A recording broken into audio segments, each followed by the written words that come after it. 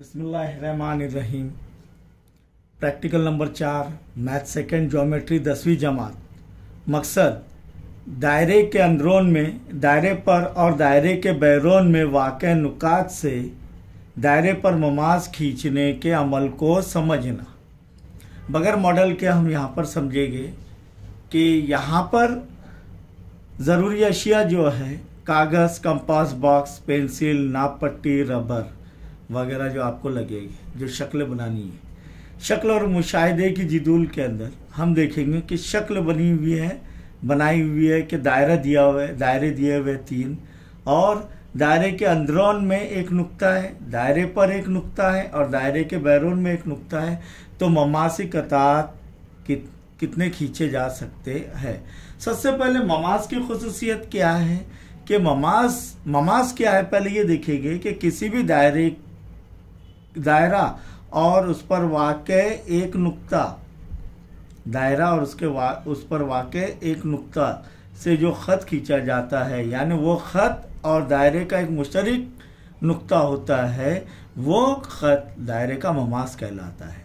अब यहाँ पर और हमने ये भी देखे कि वो ख़त निस्कुतर पर या निस्कुतर वो ख़त पर उमूद होता है नुक्ते तमास पर।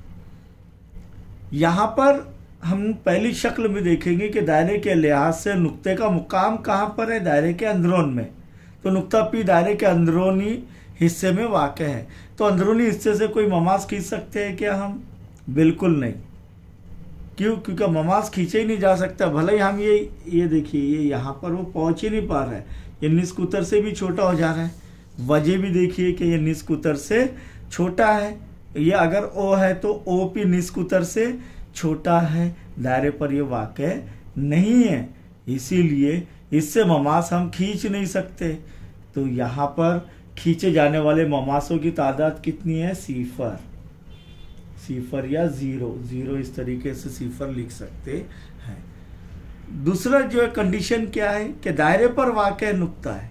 तो दायरे पर वाक़ नुक्ता अगर है तो देखिए ये निस्कुतर के मसावी है। ये फासला जो है अगर ओ क्यू जो रहेगा ये निस्कुतर के मसावी है। यहाँ पर निस्कुतर से छोटा था ओ पी, ओ क्यू निस्कुतर के मसावी है, ओ क्यू मसावी है निस्कुतर के, ओ पी यहाँ पर छोटा है निस्कुतर के, इसलिए दायरे के अंदरून में वाक़ है और इसीलिए उससे ममाज खींच नहीं सकते। अब यहाँ पर ओ क्यू निस्कुतर के मसावी है, तो यहाँ से हम कितने ममाज खींच सकते हैं? देखिए, यानी ये दायरा और ये ख़त में एक और सिर्फ एक मुश्तरक नुक्ता रहेगा और वो रहेगा क्यू। तो ये ख़त दायरे का ममास है, ख़त एल दायरे का ममास है और ये ओ क्यू को मिला लेंगे तो ये निस्कुतर इस ख़त पर ममास पर जो है उमूद होगा नुक्ते तमास पर। तो नुक्ता क्यू से दायरे पर नुक्ता क्यू दायरे पर वाक़ है, तो खींचे जाने वाले ममासों की तादाद कितनी है? 1।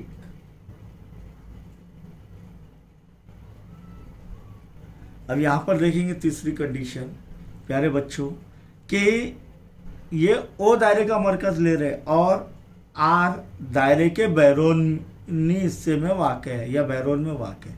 तो हमने एक मसला देखे, बैरूनी नुक्ते से, दायरे के बैरूनी नुक्ते से दायरे पर 2 ममासी कतात खींचे जा सकते हैं, वो मुतमासिल होते हैं। तो देखते हैं यहाँ पर भी कि कितने ममास हम खींच सकते हैं।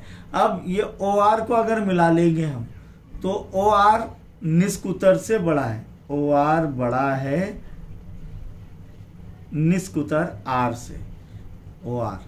तो यहाँ पर जब बैरूनी नुक्ते दायरे के बैरून में जो है एक नुक्ता वाक़ है तो हम उससे 2 ममासी कतात खींच सकते, इससे ज़्यादा खींच नहीं सकते। देखिए ये एक या 2 ममासी ख़त या शुमा खींच सकते हैं।